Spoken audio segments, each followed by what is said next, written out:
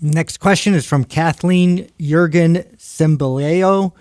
Is there any truth that an imbalance in your microbiome can be directly linked to anxiety and depression? Yes, 100%. So there's two reasons why this is true. And by the way, this has been now, studies are showing that there is a connection between our microbiome. And microbiome represents all of the bacteria and fungi and all the different cells in our body that are not human cells that live symbiotically, usually symbiotically with us. So you have a microbiome that's in your gut.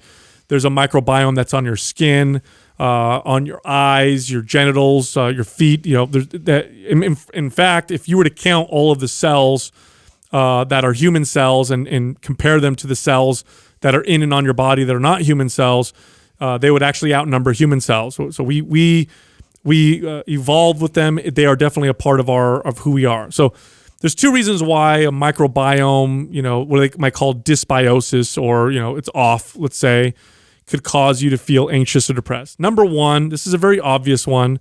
You don't feel good. Okay, so imagine if you were chronically bloated after eating meals, which happens to a lot of people, or you're constantly battling constipation or diarrhea or heartburn, really bad acid reflux.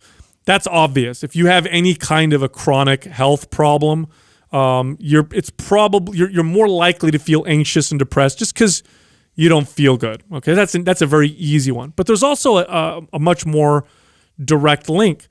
Your gut, for example, produces quite a bit of the feel-good chemicals in your body, like serotonin. In fact, there's the second part of your body that has the most serotonin receptors. Receptors are where the serotonin chemical attaches to, is in your gut. The first place is your brain. Second place is in your gut. I think the third place is in your heart, which is kind of interesting, right? We've for thousands of years, we've talked about listening to our minds, our guts, and our hearts, which is kind of interesting. And remember, serotonin is that kind of love, feel-good chemical. But there's other ones that are produced quite a bit by this microbiome. So if it's off, you're probably going to have less potentially of these kind of feel-good hormones. Your microbiome also is connected to your overall inflammation in your body. Well, systemic inflammation, we know, is connected to depression and anxiety. When you're just inflamed overall, they find that you tend to have those types of problems. So it's definitely directly connected to those things. It's more of a physical, and then there's this feedback loop that happens. So let's say I suffer from digestive issues. That makes me feel bad. The microbiome is off, which also, directly makes me feel bad. But now I start to feel bad about feeling bad. Now I start to feel bad about why the hell am I always bloated? Why am I always feeling this way?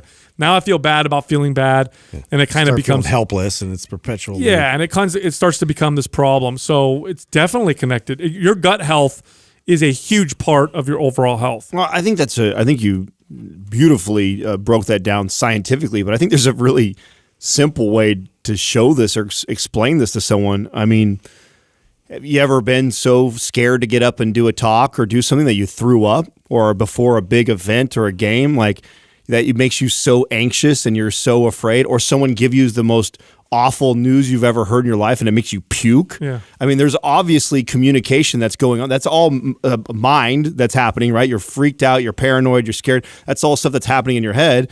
And if it somehow made you throw up, there's obviously communication that's happening there. Yeah, they call it the gut-brain axis, and there's a direct communication between the gut and the brain, and they're connecting it to all kinds of different things, and it's a two-way street. Moods too, and we've talked about this, about how we visibly see this more, like in our children after they eat certain types of foods, what types of behavior happen as a result. If it's a bunch of sugar, a bunch of simple carbs, what that reaction looks like versus a different type of a balanced nutrient meal.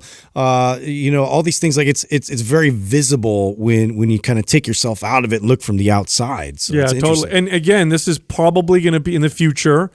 There will probably be future treatments that use gut treatments as part of therapy. I don't know if it'll necessarily be the cure, by itself, although in some cases it might be, but I think it'll probably be in combination with other types of treatments because, again, I mean, look, I've battled with gut issues for a long time.